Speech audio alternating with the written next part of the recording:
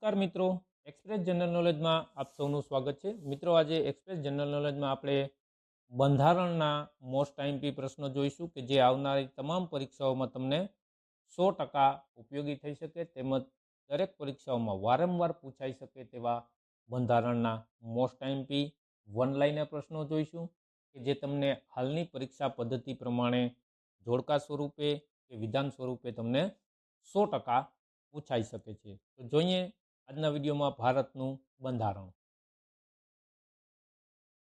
બંધારણ એટલે શું? દેશની શાસન વ્યવસ્થા ચલાવવાના નિયમોનો સમૂહ એટલે કે બંધારણ. વિશ્વમાં સૌપ્રથમ લેખિત બંધારણ કયા દેશ દ્વારા ઘડાયું હતું? ફ્રાન્સ દ્વારા 1789માં. વિશ્વમાં સૌપ્રથમ મૂળભૂત અધિકારની શરૂઆત ક્યારે થઈ હતી? મેગ્ના કાર્તા ખતપત્ર દ્વારા 1215 ઇંગ્લેન્ડના રાજા જોન દ્વારા કરવામાં આવી હતી. ભારતમાં સૌપ્રથમ મૂળભૂત અધિકારોની માંગણી કોણે કરી હતી? લોકમાન્ય તિલકે 1895ની સાલમાં. બંધારણ સભાની પ્રથમ બેઠક ક્યારે મળી?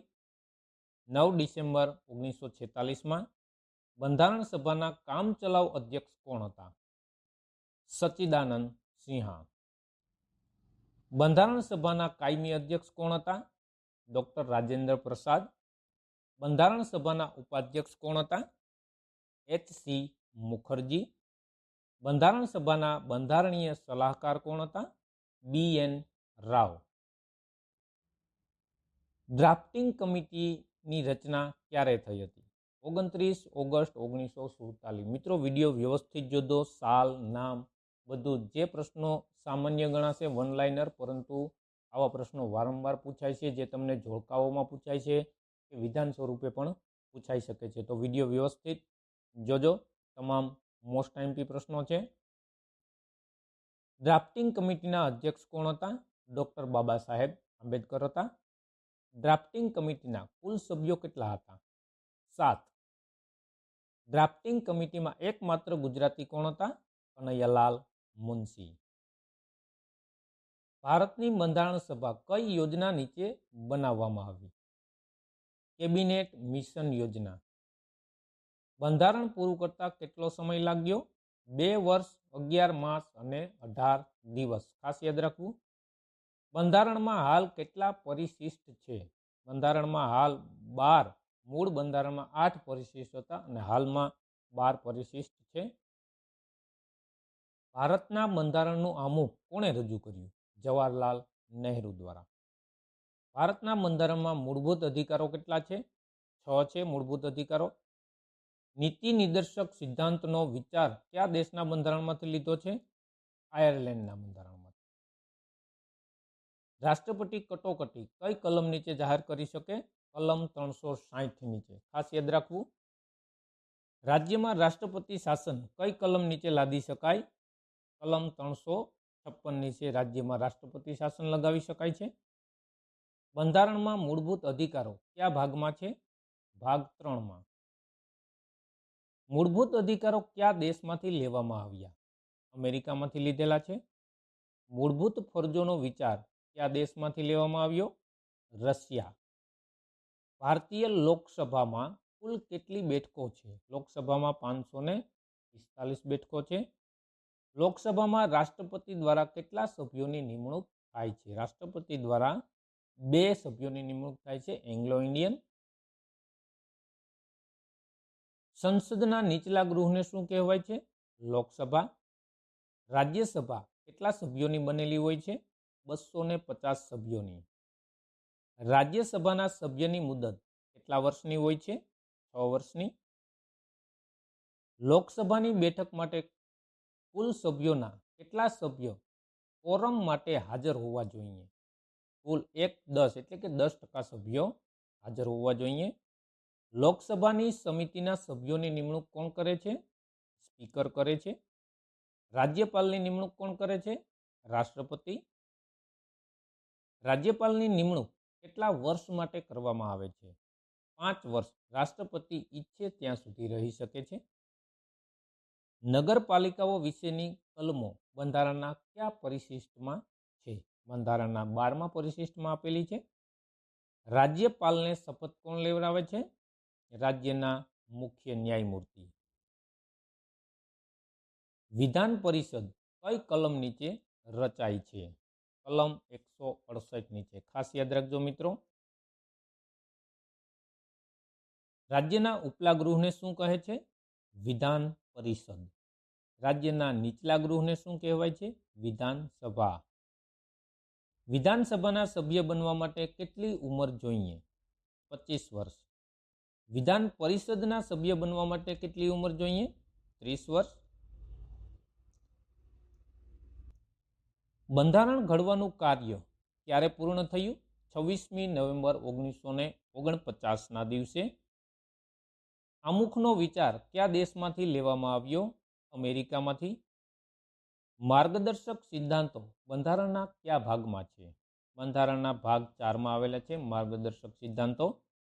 સંસદના ઉપલા ગ્રહને શું કહેવાય છે? રાજ્યસભા કહેવાય છે. રાજ્યસભામાં કેટલા સભ્યો કેટલા વર્ષે નિવૃત્ત થાય છે? 1/3 સભ્યો છે જે દર 2 વર્ષે નિવૃત્ત થાય છે રાજ્યસભામાં. રાજ્યપાલ બનવા માટે કેટલી ઉંમર હોવી જોઈએ? 35 વર્ષ ઉંમર હોવી જરૂરી છે. મુખ્યમંત્રીની નિમણૂક કોણ કરે છે? રાજ્યપાલ કરે છે. બંધારણ માન્ય ભાષાઓ કેટલી છે? 22 ભાષાઓ છે બંધારણ માન્ય. બંધારણની માન્ય ભાષાઓની યાદી કયા પરિશિષ્ટમાં છે? પરિશિષ્ટ 8માં આપેલી છે. ભારતના રાષ્ટ્રચિહ્ન અશોક ચક્રમાં કેટલા આરા હોય છે? 24 આરા. રાષ્ટ્રચિહ્નમાં કેટલા સિંહો હોય છે? 4 સિંહો. રાષ્ટ્રચિહ્નમાં કયા બે પશુઓ જોવા મળે છે? આખલો જમણી બાજુ હોય છે અને ઘોડો ડાબી બાજુ, એટલે કે આખલો અને ઘોડો બંને જોવા મળે છે. બંધારણનો અમલ કઈ તારીખથી થયો હતો? 26મી જાન્યુઆરી 1950થી બંધારણનો અમલ થયો હતો. ભારતના રાષ્ટ્રીય ધ્વજમાં કેટલા રંગ છે? 4 છે. કેસરી, સફેદ, લીલો અને નેવી બ્લુ. ખાસ યાદ રાખવું. રાષ્ટ્રધ્વજની લંબાઈ પહોળાઈનું પ્રમાણ કેટલું છે? 3:2 છે. આપણા દેશનું રાષ્ટ્રગાન કયું છે? રાષ્ટ્રગાન ખાસ યાદ રાખજો, જન ગણ મન. આપણા દેશનું રાષ્ટ્રગાન કોણે રચ્યું? રવિન્દ્રનાથ ટાગોર દ્વારા રચના કરવામાં આવી છે. રાષ્ટ્રગાનનો સ્વીકાર ક્યારે થયો હતો? 26 જાન્યુઆરી 1950ના દિવસે. જનગણ મન રાષ્ટ્રગાનનું કયું પદ આપણે સ્વીકાર્યું છે? કયું પદ સ્વીકારેલું છે? પ્રથમ પદ. આપણું રાષ્ટ્રગીત કયું છે? રાષ્ટ્રગીત છે વંદે માતરમ. વંદે માતરમના રચયિતા બંકિમચંદ્ર ચેટર્જી છે. વડાપ્રધાનની નિમણૂક કોણ કરે છે? રાષ્ટ્રપતિ દ્વારા કરવામાં આવે છે વડાપ્રધાનની નિમણૂક. મંત્રીમંડળ કોને જવાબદાર છે? મંત્રીમંડળ લોકસભાને જવાબદાર છે. વટહુકમ બહાર પાડવાની સત્તા કોને છે? રાષ્ટ્રપતિને છે. વંદે માતરમ કયા પુસ્તકમાંથી લેવાયેલું છે? આનંદ મઠમાંથી. સૌપ્રથમ વાર વંદે માતરમ ક્યારે ગવાયું હતું? 1896માં કોલકાતા અધિવેશનમાં ગવાયું હતું. કાનૂન બદલવાની સત્તા કોને છે? સંસદને છે. સંસદમાં ખરડો રજૂ કરતા પહેલા કોની મંજૂરી લેવી પડે? સ્પીકરની મંજૂરી લેવી પડે છે. અનુસૂચિત જાતિ કે જનજાતિની યાદીમાં વધારો કે ઘટાડો કરવાની સત્તા કોને છે? સંસદને છે. સુપ્રીમ કોર્ટમાં ન્યાયાધીશની કુલ સંખ્યા કેટલી છે? 34. 33 + 1 એક મુખ્ય ન્યાયાધીશ. બંધારણ સભાના કુલ સભ્યો કેટલા હતા? 389 સભ્યો હતા બંધારણ સભાના. સમવાયી તંત્રનો વિચાર કયા દેશના બંધારણમાંથી લેવાયેલ છે? કેનેડાના બંધારણમાંથી લેવાયેલ છે. ભારતમાં મતદાન કરવાનો અધિકાર કેટલા વર્ષે પ્રાપ્ત થાય છે? 18 વર્ષે. બંધારણના કયા સુધારા દ્વારા મતદારની વય 18 વર્ષ કરવામાં આવી છે? કયા સુધારામાં? 61માં સુધારામાં કરવામાં આવી છે 18 વર્ષ. રાષ્ટ્રપતિને રાજ્યસભામાં કેટલા સભ્યો નિમણૂક કરવાની સત્તા છે? રાષ્ટ્રપતિને 12 સભ્યો નિમણૂક કરવાની સત્તા છે. રાજ્યસભામાં ગુજરાતની કેટલી બેઠકો છે? ગુજરાતની 11 બેઠકો છે. ગુજરાત વિધાનસભાની બેઠકો કેટલી છે? 182. કઈ કલમ દ્વારા બંધારણમાં સુધારો લાવી શકાય છે? કલમ 368 દ્વારા. બંધારણમાં પ્રથમ સુધારો કઈ સાલમાં થયો હતો? 1951ની સાલમાં. બંધારણના કેટલામાં સુધારા દ્વારા બંધારણમાં નાનું બંધારણ ઉમેરાયું તેમ ગણાય છે? 42માં સુધારા દ્વારા નાનું બંધારણ ઉમેરાયું એવું ગણાય છે. આપણું રાષ્ટ્રીય ફૂલ કયું છે? કમળ. આપણું રાષ્ટ્રીય સૂત્ર કયું છે? સત્યમેવ જયતે. સત્યમેવ જયતે કયા ઉપનિષદમાંથી લેવાયેલું છે? મુંડકો ઉપનિષદમાંથી લેવાયેલું છે. ભારતીય બંધારણના પિતા તરીકે કોણ ઓળખાય છે? ડૉક્ટર ભીમરાવ આંબેડકર. ભારતના બંધારણીય વડા કોણ હોય છે? રાષ્ટ્રપતિ. ભારતનો કયો મૂળભૂત અધિકાર રદ કરવામાં આવ્યો છે? કયો રદ કરાયો છે? મિલકતનો અધિકાર રદ કરાયો છે. સમાજવાદી બિનસાંપ્રદાયિક શબ્દો બંધારણમાં કયા સુધારા દ્વારા ઉમેરવામાં આવ્યા છે? 42માં સુધારા દ્વારા. રાષ્ટ્રપતિ પદની મુદત કેટલી હોય છે? 5 વર્ષની હોય છે. રાષ્ટ્રપતિ રાજીનામું કોને ઉદ્દેશીને લખે છે? ઉપરાષ્ટ્રપતિને.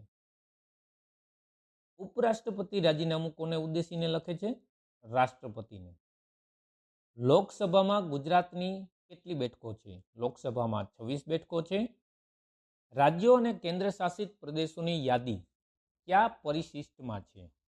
પરિશિષ્ટ 1માં આપેલી છે રાજ્ય અને કેન્દ્ર શાસિત પ્રદેશોની યાદી. જનગણ મન રાષ્ટ્રગાન કેટલા પદનું છે? એ 5 પદનું છે. ભારતની સંસદની પદ્ધતિ કયા દેશમાંથી લેવામાં આવી છે? સંસદની પદ્ધતિ છે તે બ્રિટન દેશમાંથી લીધેલી છે.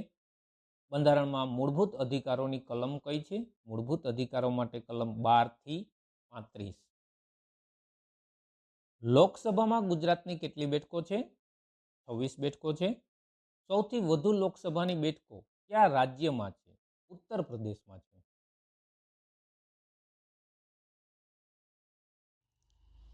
ઉપરાષ્ટ્રપતિ પદની મુદત કેટલી હોય છે?